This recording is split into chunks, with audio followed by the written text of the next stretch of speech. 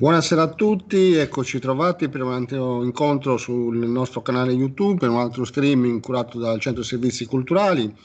Questo sarà un appuntamento particolare perché diamo il via ad una rassegna storica per il Centro Servizi Culturali, la Resistenza su celluloide, che è alla sua quinta edizione e che è un progetto realizzato insieme alla Biblioteca Gramsciana Onlus, a NUR e all'Istituto Sardo per la Storia dell'Antifascismo e della Società Contemporanea, l'ISASCO. Da sempre, insomma, questo gruppo ha lavorato per questa rassegna, ma per tutta una serie di altre iniziative che negli ultimi, insomma, circa 10 anni sono state curate assieme, quindi col tema della resistenza. Ovviamente l'edizione di quest'anno noi l'avevamo programmata per il mese di aprile, diciamo con la formula classica: la mattina collaborazione e attività con le scuole, la sera proiezione, il regista è presente in sala, discussione. Ovviamente il Covid ha fatto cambiare tutti i programmi, però abbiamo deciso di essere presenti online, ovviamente non con le proiezioni dei film per tutta una serie di problemi anche di diritti e di obblighi che c'erano, che non eravamo in questo momento in grado di affrontare, però abbiamo preso la decisione insieme alla Biblioteca Gramsciana, insieme a NUR e insieme all'ISASCO di dare un segno di presenza e di sviluppare una parte di quello che era il programma pensato per aprile e poi sperando nella prossima primavera di poter fare la sesta edizione con i film e con i registi presenti in sala e quindi riprendere la vecchia formula coinvolgendo anche le scuole. Questa quinta edizione è dedicata proprio ai cattolici nella Resistenza, saranno 3 appuntamenti. Il primo, appunto, di questo pomeriggio, Cattolici, Resistenza e Antifascismo, uno sguardo sulla Sardegna, curato da Walter Falgio. Poi giovedì, sempre alle 17:30, avremo Giuseppe Manias che ci parlerà di tracce filmiche e di spiritualità resistente. L'ultimo appuntamento sarà quello di martedì 1° dicembre.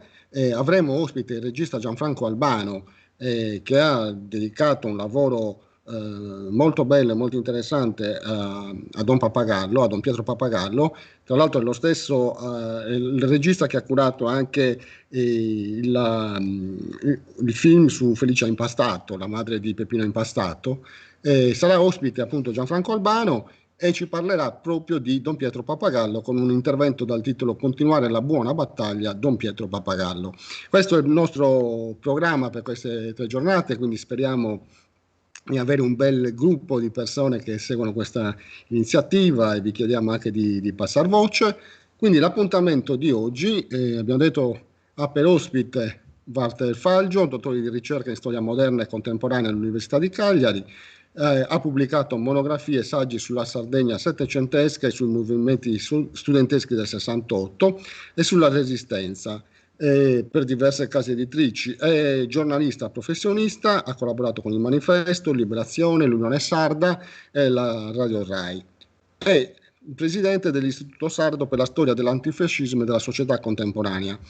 Walter Falgio è stato tante volte ospite, collabora spesso col Centro Servizi Culturali. Io lo ringrazio per tutte le attività che porta avanti con la sua istituzione da tanti anni, una realtà importante per la nostra terra, soprattutto per il lavoro di documentazione e di ricerca, e per tutta la collaborazione che ogni anno dà e offre al Centro Servizi Culturali. Quindi io cedo la parola a Walter Faggio per il suo intervento "Cattolici, Resistenza e Antifascismo, uno sguardo sulla Sardegna". Grazie Marcello, buongiorno, buon pomeriggio a tutti, grazie al Centro Servizi Culturali. Sono felice di poter partecipare, anche se in remoto, alla rassegna che appunto è ormai storica, Resistenza su celluloide.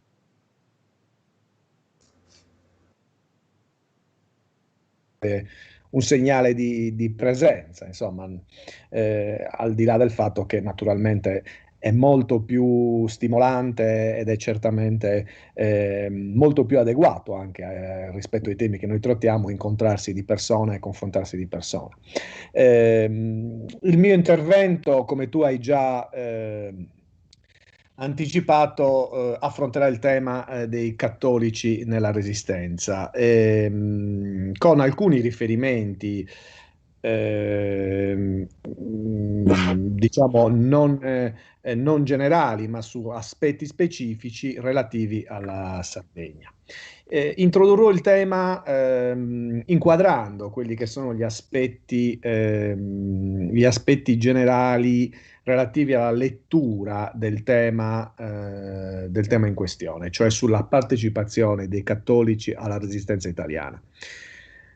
Il primo di questi temi riguarda proprio la collocazione della storia dei cattolici e delle gerarchie ecclesiastiche all'interno della più ampia storia d'Italia durante la Seconda Guerra Mondiale. Questo è un aspetto importante perché la storia dei cattolici anche nella Resistenza non è e non deve essere considerata una storia separata, come spesso viene interpretata a livello storiografico, come è stata interpretata. Sì, è parte integrante da analizzare nei contesti, naturalmente, della storia della società italiana, con tutte le sue articolazioni. È parte integrante della storia della società italiana.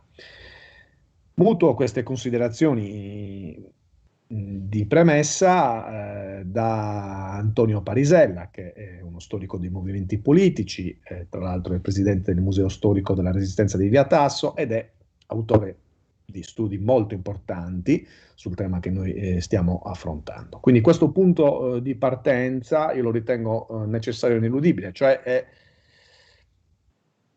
il punto di vista è l'aspetto metodologico in estrema sintesi che io sposo nel affrontare il tema della storia dei cattolici nella Resistenza italiana. Naturalmente ogni episodio, come è corretto fare in tutti i casi e come ho già accennato, deve essere contestualizzato e calato nella realtà nella quale si esprime, per esempio la realtà territoriale delle comunità, nella realtà nel quale si articola. È evidente dunque che è molto difficile operare delle generalizzazioni sugli aspetti che hanno caratterizzato la partecipazione dei cattolici alla Resistenza. Questo è un aspetto che riguarda un po' tutta la storia della Resistenza. Generalizzare questo fenomeno corale, così come lo ha definito lucidamente Claudio Pavone, è complicato. Questo è dimostrato anche dal fatto che sono presenti all'interno appunto della storia della partecipazione dei cattolici alla Resistenza delle note distinzioni. Distinzioni per esempio tra la condotta del basso e dell'alto clero rispetto alle scelte resistenziali. E poi sono molteplici i piani sui quali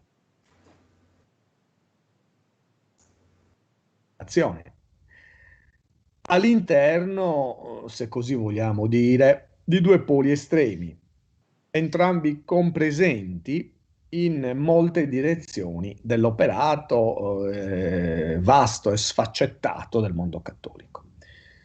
Quali sono questi due poli? Sono rappresentati da una parte dall'esigenza dell'essere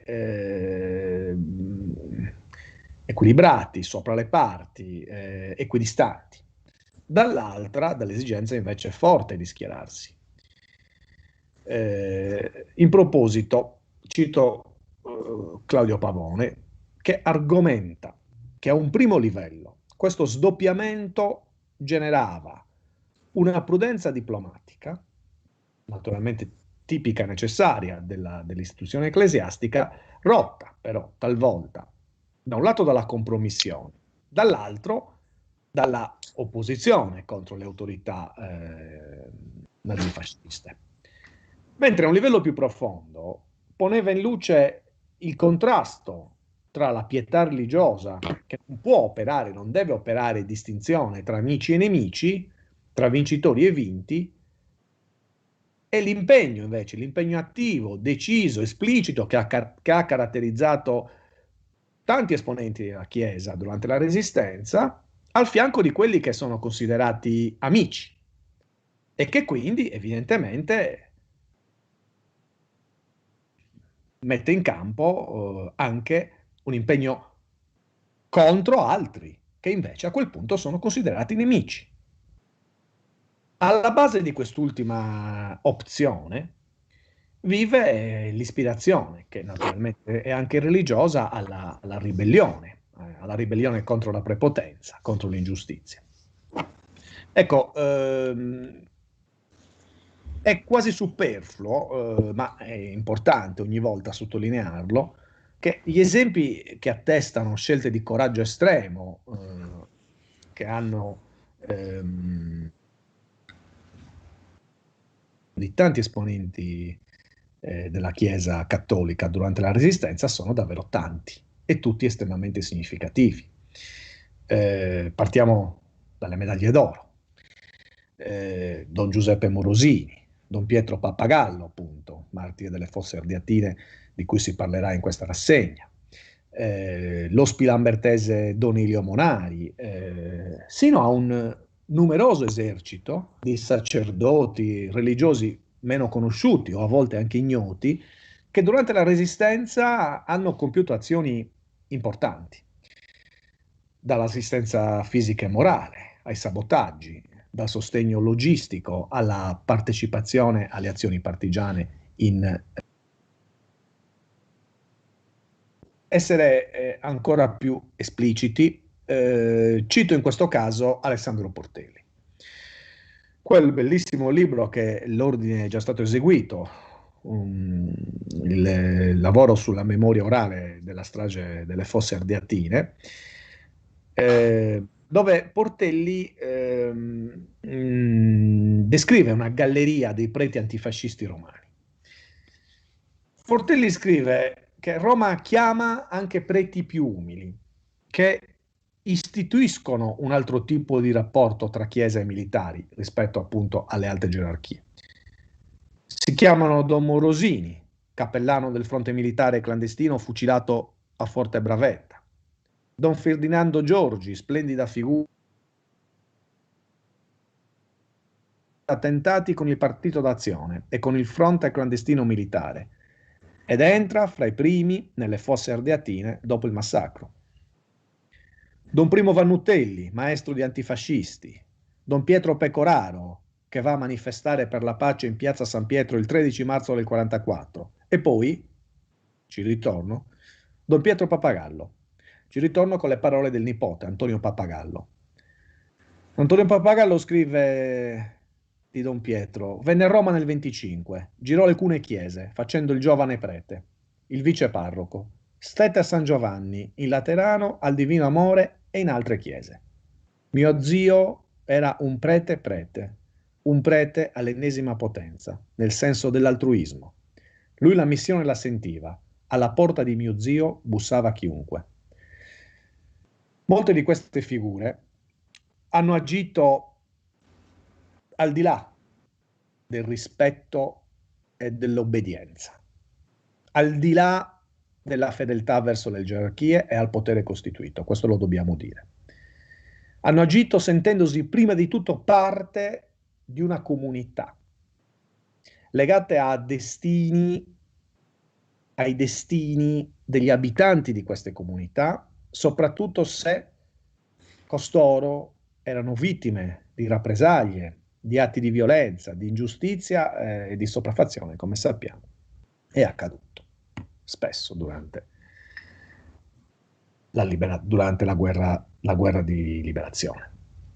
Sappiamo che, d'altro canto, la Santa Sede ha riconosciuto nella sostanza quale governo legittimo quello regio, evitando di intrattenere relazioni diplomatiche con la Repubblica Sociale Italiana, che era invece ritenuta un governo di fatto.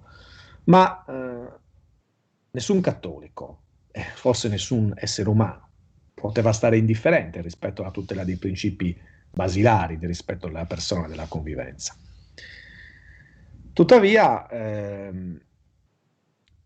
in questo contesto, le conflittualità e le contraddizioni, a cui ho accennato nelle prime parole, a volte anche marcate, e cioè dettate da una assenza di indicazioni, da un'ambiguità da parte delle alte gerarchie ecclesiastiche, non sono mai mancate, sino a giungere al più alto livello, a quello del soglio pontificio di Pio XII, sul quale sarebbe necessario aprire un discorso naturalmente a parte, non succederà certamente in questo appuntamento.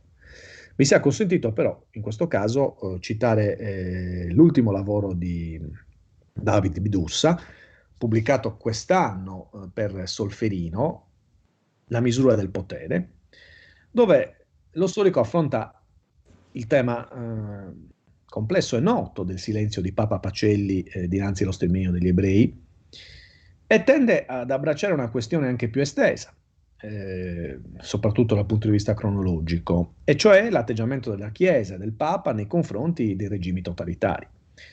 Cioè la domanda di fondo, sottolinea Marcello Flores nella recensione che ha fatto al volume sul Corriere della Sera, la domanda di fondo è cosa potesse fare, cosa abbia fatto la diplomazia della Santa Sede nei confronti del nazismo, dello stalinismo e del franchismo. Pacelli era convinto, e Bidussa questo lo mette in evidenza, che la necessità era dettata da una tattica cauta, senza che soprattutto si indicassero o si dichiarassero pubblicamente le politiche di principio. Certo, questa azione del Vaticano poi risultò incerta, come abbiamo detto, ambigua, soprattutto nei mesi cruciali che Roma attraversò tra il 43 e il 44. E Bidussa scrive, cito, quel silenzio, se è segno di incertezza, indica anche un momento di profonda indecisione. Bene, chiudo questa parentesi su Papa Pacelli, ma che ritengo esplicativa per comprendere qual era la posizione da un lato direi di difficoltà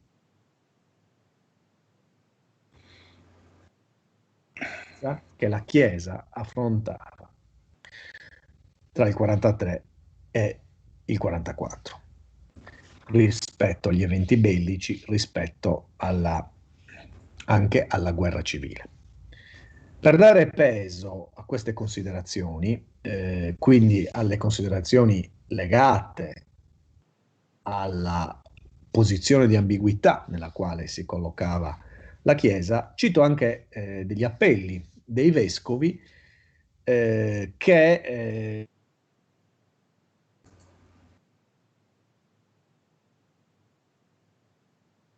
questi ambigui, indefiniti, dove si condannava la violenza degli atti, ma non si denunciavano i colpevoli.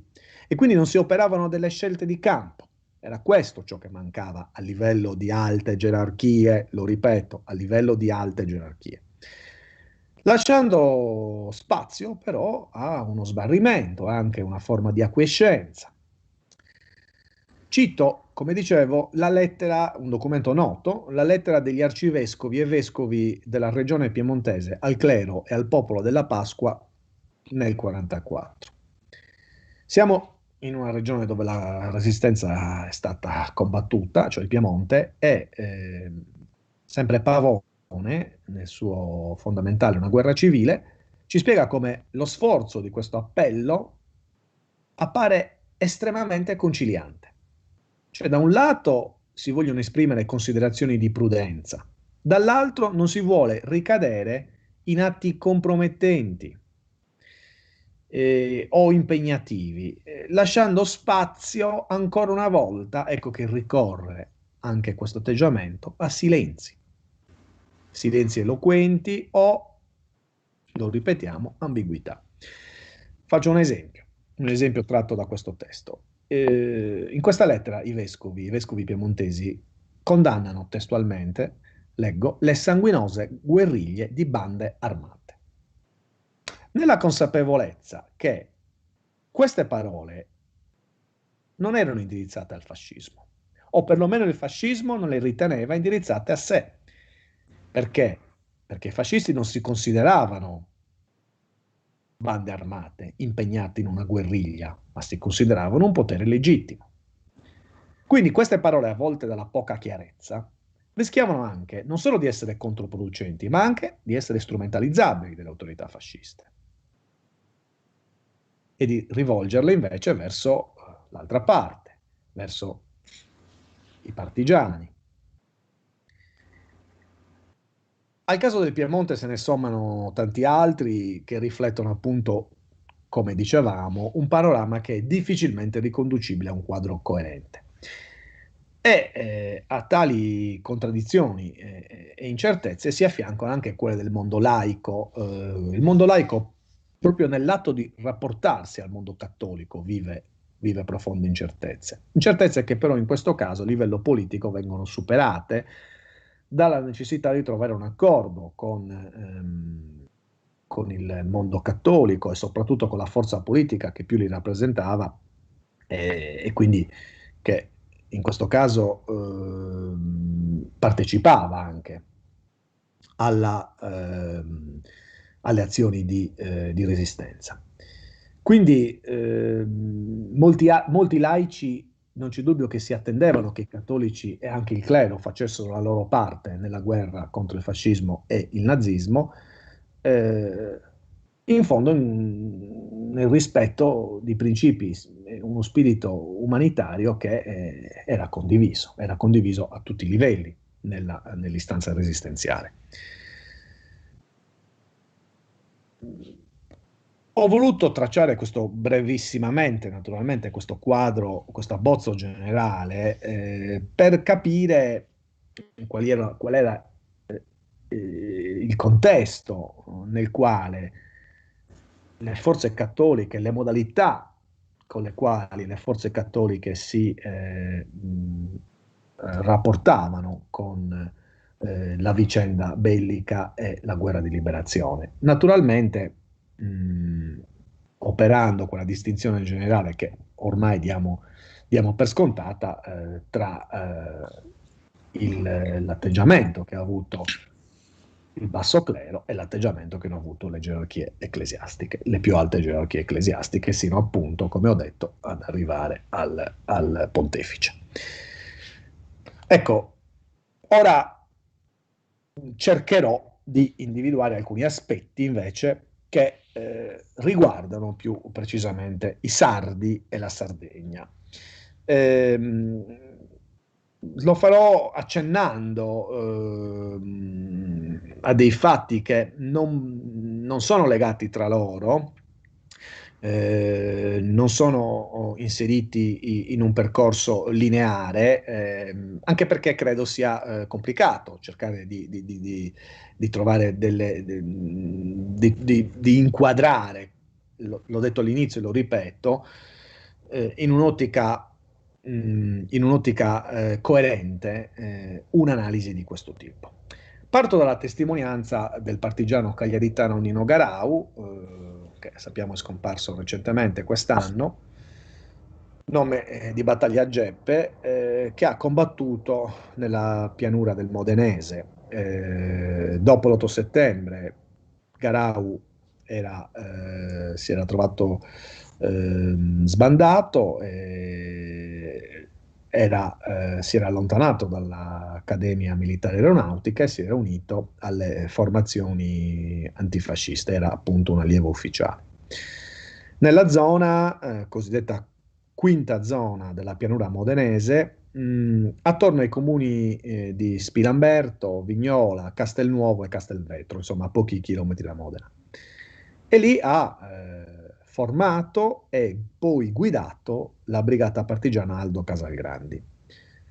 Garau ha lasciato una memoria ancora inedita sulla quale Lisasco ha condotto degli studi, nella quale lui riconferma appunto il ruolo attivo ricoperto dai parroci della zona nella quale ha combattuto e conferma l'impegno dei religiosi e i rischi che essi correvano. Cito Garau e cito la sua memoria. Garau scrive: la nostra brigata era composta principalmente dai ceti operaio e contadino, da volontari provenienti dall'industria e dal commercio, da artigiani, e c'era anche qualche laureato. Era una brigata variegata, c'era un po' di tutto. Avevamo anche dei preti che ci appoggiavano e rischiavano molto. Tanto è vero che noi dovemmo intervenire a Castelnuovo per bloccare un determinato gruppo di spie che aveva denunciato il parroco del paese. Allora, in queste parole, il capo partigiano Garau dichiara che la brigata intervenne sostanzialmente per fermare gli autori di una delazione contro il parroco di Castelnuovo Rangone, confermando questo strettissimo legame che abbiamo già sottolineato tra la comunità e i religiosi, e sottolineando il fatto che i partigiani in questo caso consideravano il prete come un compagno di battaglia, che doveva essere appunto difeso e tutelato. E rimarcando, e questo era un tratto caratteristico del racconto nella memoria di Garau, sempre la composizione variegata della sua brigata combattente e del fronte di lotta, che appunto comprendeva evidentemente anche la componente cattolica. Altro aspetto che voglio segnalare, appunto come vedete passo da un argomento all'altro, ma l'ho dichiarato sin dall'inizio, è l'esperienza, secondo me, molto interessante, del quindicinale dell'Azione Cattolica all'Ortobene. L'Ortobene era un quindicinale una rivista della diocesi di Nuoro, rinnovato nei contenuti e soprattutto insomma nel ruolo dal vescovo di Nuoro Giuseppe Cogoni a partire dal 1931, su cui poi tornerò tra poco. Attorno alla redazione dell'Ortobene si incontravano molte figure di spicco dell'antifascismo o dell'affascismo cittadino. Tra queste, uno tra tutti è Salvatore Mannironi, che poi è stato deputato alla Costituente, insomma, tra i fondatori della Democrazia Cristiana in Sardegna, ma anche Francesco Dore, Edoardo Fenu, Tonino Mereu. Ecco, Mannironi è l'esponente appunto più in vista del Partito Popolare, avvocato, militante dell'Azione Cattolica, sposò all'epoca la linea Sturzo e quindi contestò, insomma, l'equivoco clerico-fascista, cercando di promuovere invece la collaborazione con le forze socialiste.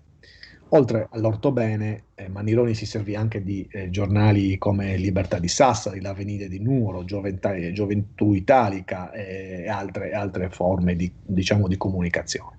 Nel gennaio del 1943, a seguito del sequestro della corrispondenza di Dino Giacobbe, indirizzata a Lussu, insieme con il fratello Cosimo e il veterinario Ennio De Logu, fu arrestato e quindi trasferito successivamente a Cagliari, poi in altre carceri e infine inviato al confino a Isernia. Poi Mannino ritornò in libertà dopo l'8 settembre. Ecco, dopo il suo arresto sicuramente l'Ortobene perde un contributo importante, ma sino a che ha potuto Mannironi è intervenuto esprimendo opinioni forti, opinioni contrastanti, esprimendo la sua opposizione al fascismo. Altra figura significativa, legata anch'essa agli ambienti nuoresi e in parte marginalmente, in questo caso anche all'Ortobene, è quella del parroco di Dorgari Giovanni Antonio Mura. Giovanni Antonio Mura è una figura molto interessante, era un letterato, autore di romanzi, più conosciuto è La Tanca Fiorita, oratore, intellettuale, molto fine, autore anche di una vasta produzione pubblicistica. Aveva delle posizioni orientate verso il sardismo e l'autonomismo. Era comunque un pensatore indipendente che, a mio modesto avviso, merita uno studio o una riscoperta. Io ho ritrovato un suo intervento, pubblicato peraltro su una rivista del regime, che era Nuoro Littoria, dove lui critica in legge sul miliardo. dicendo che questa somma era assolutamente inadeguata, che questi aiuti erano solo di natura assistenziale e che certamente non avrebbero avuto effetti di lunga durata. E questo lo fa con coraggio, insomma, partendo dal suo ruolo, dalla sua esperienza, dalla sua sensibilità anche ovviamente di sacerdote. Ecco, questa vivacità si esprime non a caso. Vicina, come accennavo prima, nel 31 si insedia il vescovo Giuseppe Cogoni. Giuseppe Cogoni assunse delle posizioni dure, anche lui, contro il regime, in occasione soprattutto della crisi che scoppiò nel 31, originata dal provvedimento di Mussolini che scioglieva tutte le associazioni giovanili che non facessero capo al Partito Nazionale Fascista o all'Opera Nazionale Balilla. Beh, Cogoni pronunciò un discorso che il prefetto di Nuoro, 7 anni dopo, quindi a distanza di tempo, in un dispaccio dichiarava che fosse ancora vivo nel ricordo della cittadinanza. E in questo discorso il vescovo affermava che la giustizia divina avrebbe dovuto punire i responsabili del provvedimento di scioglimento delle associazioni cattoliche e, e che quindi si configurava come un attacco estremamente lesivo anche nei confronti del capo del governo, Benito Mussolini. Dopo questa crisi, Cogoni, per esempio, si allontanava sistematicamente da Nuoro nel momento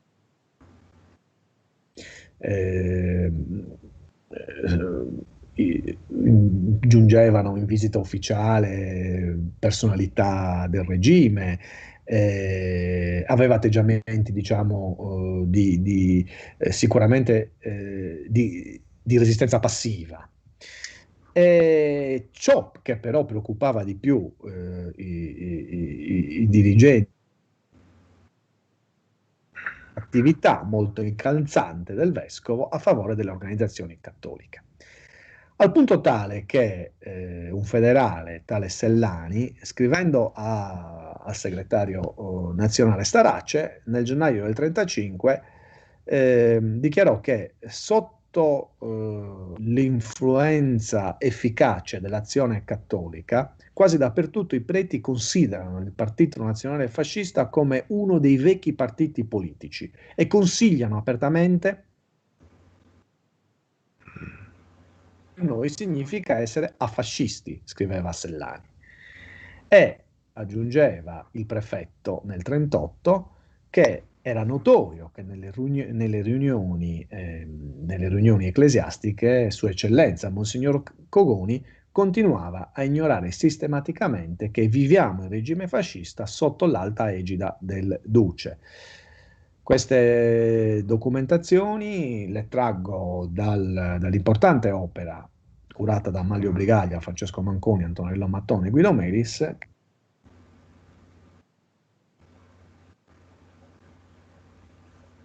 sul quindicinale L'Ortobene, sono però altalenanti. Nel 1935 sembra riavvicinarsi al fascismo, soprattutto in relazione all'impresa coloniale.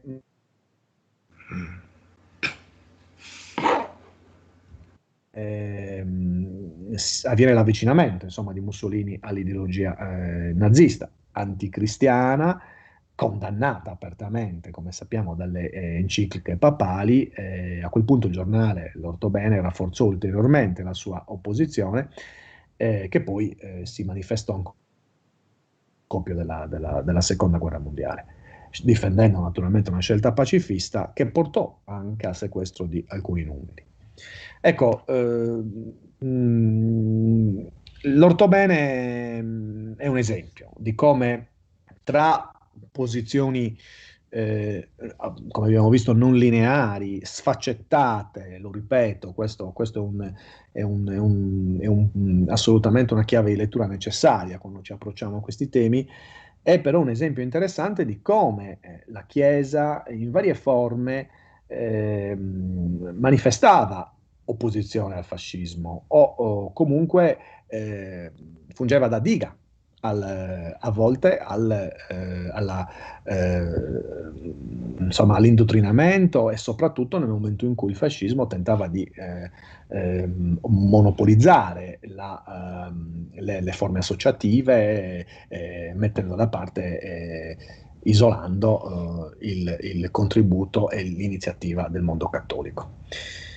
Mi avvio alla conclusione con una citazione di un altro documento che mi è parso interessante, che rivela le trovate architettate dai parroci per tenere in piedi i gruppi parrocchiali sempre all'indomani del provvedimento del 31. E questo testo, questo documento, un documento prefettizio, denuncia il tentativo del parroco di Villassalto, Paolo Mocci.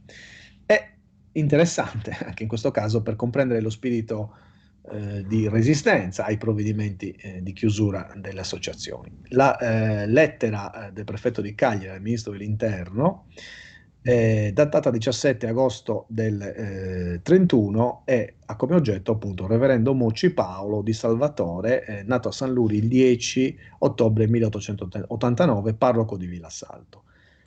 Leggo questo documento e concludo il mio intervento. Il sacerdote Paolo Mocci, parroco in Villassalto, lo stesso giorno in cui furono sciolti i circoli cattolici di quel comune, fece riunire in chiesa di notte i presidenti dei circoli e molte associate.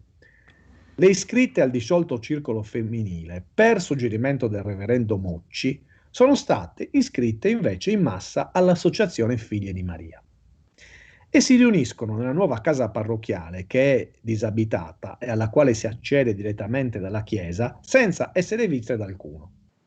Mentre prima si riunivano nella vecchia casa parrocchiale dove abita il reverendo Mocci.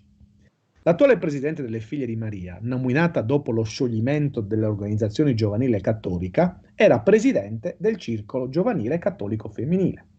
È evidente, scrive il prefetto, che il reverendo Mocci cerca di ricostituire, sotto altra forma, il disciolto circolo femminile.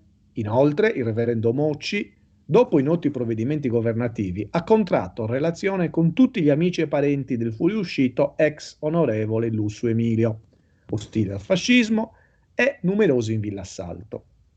E questi, mentre prima non erano iscritti ad associazioni religiose, attualmente fanno parte delle medesime e mostrano una speciale benevolenza per il parroco.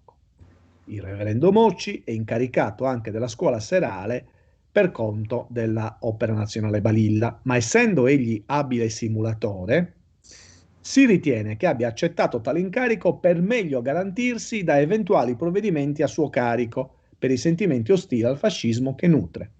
Per quanto sopra, ritengo opportuno che venga proposto alla Commissione provinciale per l'assegnazione al confino di polizia per un anno e resta in attesa del nulla osta. Ecco, tratto anche questo documento dall'antifascismo in Sardegna. Questo dà l'idea, è un esempio molto emblematico di come un parroco di un piccolo comune della Sardegna architettasse tutte le soluzioni possibili, sì, per tenere in vita naturalmente le associazioni religiose, le associazioni della parrocchia, ma anche nel contempo per opporsi nettamente alle iniziative del fascismo, devo dire con coraggio e rischiando il confino. Grazie molte. Bene, Walter, allora grazie, insomma, molto interessante. Certo, come hai detto tu all'inizio, manca una delle componenti essenziali dei nostri incontri, che è quella di parlare con il pubblico, cioè la possibilità di confrontarci con gli altri, che apriva delle belle discussioni. Sono sicuro che questo intervento avrebbe aperto un bel dibattito all'interno della nostra sala qua di Oristano. Però insomma speriamo di poter riprendere questo discorso appunto qua in presenza nella nostra struttura, utilizzando anche materiale filmico come abbiamo sempre fatto, e, insomma, utilizzando diversi documenti. Molto interessante perché insomma ci apre diversi spunti di riflessione, anche delle conoscenze, anche alcune persone meno note nella storia, cioè che abitualmente non troviamo nei manuali di storia, invece con l'impegno quotidiano dell'appropriazione, cioè prendendo posizione, anche con degli escamotage, no? Come quest'ultima testimonianza che hai riportato, nella propria volontà di prendere una posizione e di fare resistenza appunto alla situazione che l'Italia stava vivendo. Grazie, ci scusiamo, c'è stato qualche piccolissimo problema tecnico, ma si sa, lo vediamo anche nei grandi network, quindi noi che siamo piccoli ogni tanto qualche piccolo rallentamento nell'immagine, però il discorso lineare. Ti ringraziamo veramente per il prezioso contributo, per aver dato avvio alla nostra resistenza su celluloide, proprio la nostra, nel senso di Centro Servizi Culturali, Biblioteca Gramsciana, NUR e Isasco. Quindi buon lavoro per tutto il prossimo futuro, soprattutto il buon lavoro nel campo della documentazione e della ricerca, perché è fondamentale la ricerca scientifica con metodo, la ricerca storica su questi temi, perché questa storia che insomma ogni tanto si tende di mettere un po' nell'oblio, invece è una storia fondamentale, perché forse spesso tendiamo a dimenticarla, ma è la base della nostra Costituzione, e quindi c'è da lavorare per far conoscere quali sono le pietre fondanti della Repubblica nella quale noi stiamo vivendo oggi, quindi è fondamentale. Ti ringrazio, rinnovo l'appuntamento per giovedì 26, quindi per dopodomani, con Giuseppe Manias e il suo intervento Tracce filmiche di spiritualità resistente. Allora ancora un grazie a Walter Falgio, io auguro a tutti una buona serata e insomma ci rivediamo per i prossimi appuntamenti. Grazie a tutti, grazie Walter. Buona giornata, grazie a te Marcello.